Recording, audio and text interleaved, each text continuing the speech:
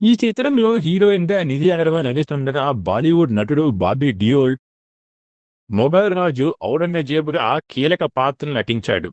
అయితే 'వీరమల్లు'లో ఔరంగజేబు పాత్ర కోసం బాబీ డియోల్ కన్నా ముందు వేరొకరి అనుకున్నారట. ఆయనతో కొద్ది రోజులు కూడా షూటింగ్ కూడా జరిగినట్లు సమాచారం. అయితే అనుకోని కారణాల వల్ల బయటికి వెళ్ళినట్టు స్పష్టం చేశారు. ఇప్పుడు ఆ నటుడు ఎవరా అని డిస్కషన్ నడుస్తోంది. ఔరంగజేబు పాత్రలో ముందుగా నటించిన బాలీవుడ్ నటుడు అర్జున్ రాంపాల్ అని తెలుస్తుంది.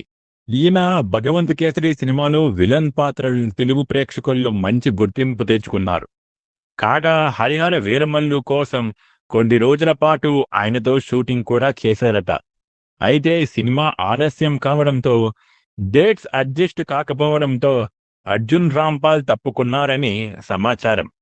ఆ తర్వాత ఆ పాత్ర కోసం బాబీ డియోల్‌ని తీసుకున్నట్టు చెబుతున్నారు.